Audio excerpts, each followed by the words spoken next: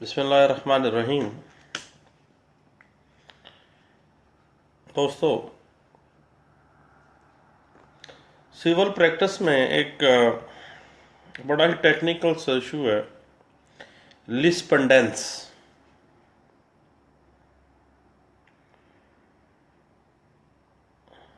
लिस्पंडेंस एक ऐसा doctrine establish किया गया है सिविल प्रैक्टिस में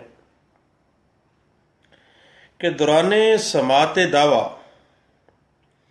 किसी जायदाद को किसी दीगर के हक में ट्रांसफ़र करना लिस्पंडेंस के ज़ुमरे में आता है। इस पे एक जजमेंट है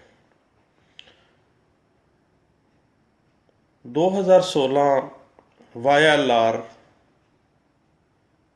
41 नोट 59।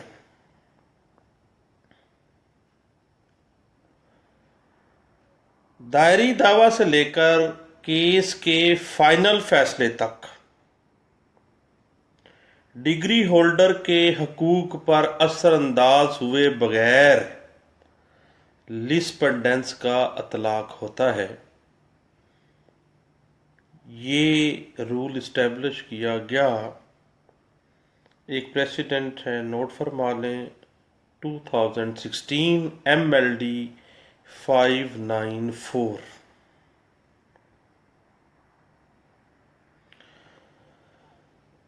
दायरी दावा से पहले जायदाद फरोख्त करने के ऊपर लिस्पंडेंस का अतलाक नहीं होता।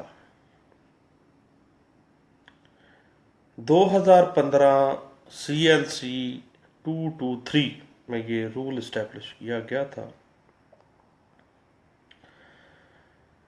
Doctrine of lis pendens was available to safeguard the rights and interests of the parties। ये लिस्पंडेंस का ऑब्जेक्टिव है जो डिफाइन किया गया 2015 YLR 2243 में। जो दावा under section 9 specific relief act में चूंकि राइट्स या टाइटल का तयन नहीं करना होता, इसलिए इसमें लिस्पंडेंस की एप्लीकेशन नहीं होती है।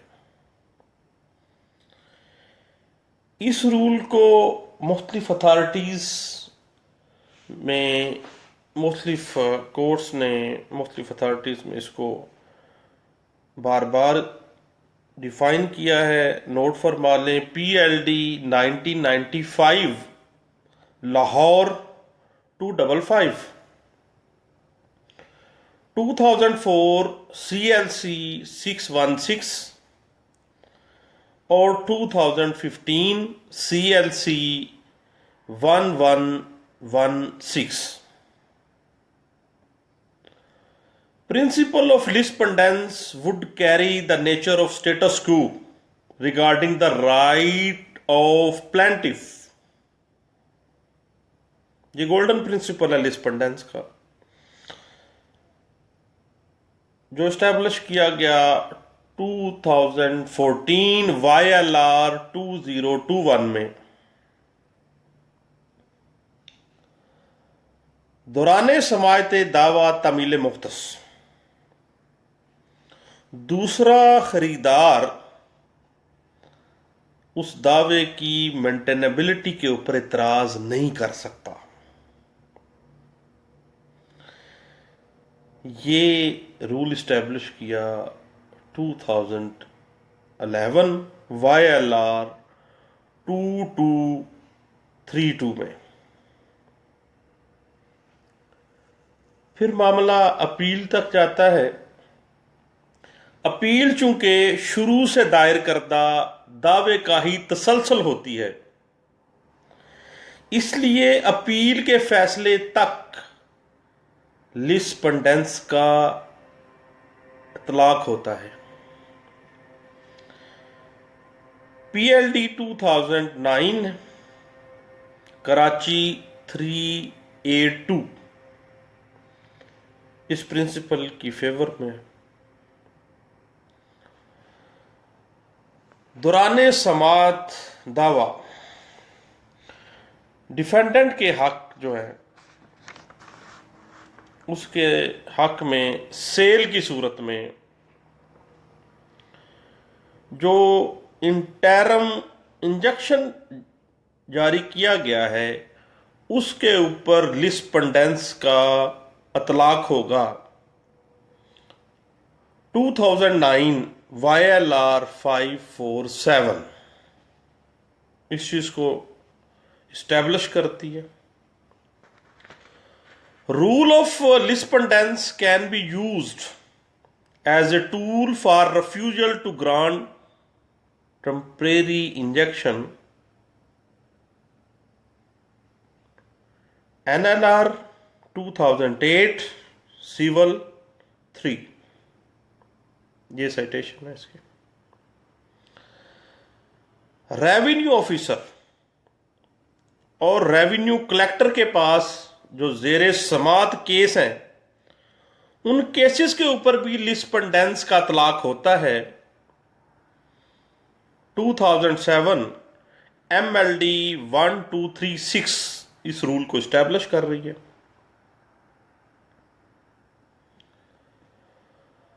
दौराने समायते दावा जायदाद को ट्रांसफर करना बोनाफाइड नहीं है और जो खरीदार है वो बोनाफाइडी परचेजर नहीं है और उस ट्रांजैक्शन के ऊपर लिस्पेंडेंस एप्लीकेबल होगा। ये रूल इस्टेब्लिश किया गया 2002 MLD 1409, 2005 MLD 376 में।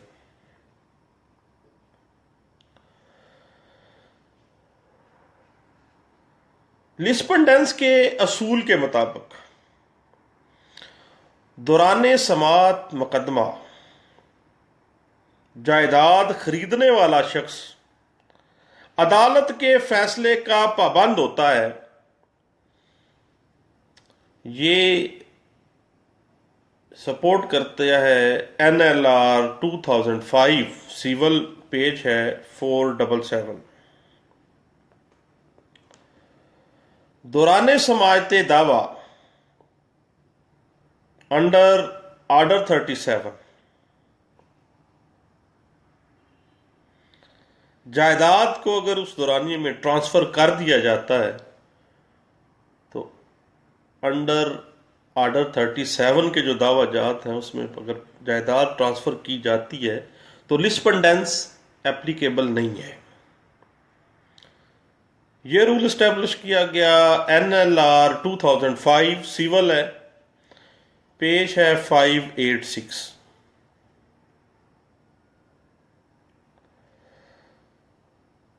जो सेल एग्रीमेंट के फ्री कैन के अलावा उनके वारसान भी लिस्पेंडेंस की ये पाबंद है और उनके ऊपर भी लिस्पेंडेंस का तलाक होता है।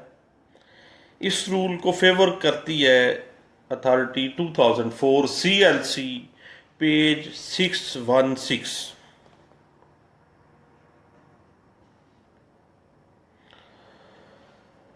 लिटिगेशन के दौरानिए में कोई भी सेल डिग्री जो है वो हक के शुफा के ऊपर असरअंदाज नहीं होती है।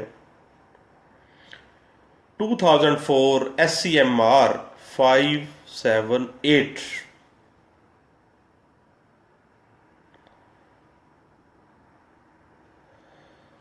लिस्पेंडेंस की ग्राउंड के ऊपर फ्रीक मुकदमा बनाने की जो दरखास्त है, फ्रीक मुकदमा शामिल करने की जो भी एप्लीकेशन आएगी, लिस्पेंडेंस की ग्राउंड के ऊपर उसको खारिज नहीं किया जा सकता। 2004 MLD 1395 इसको सपोर्ट कर रही है।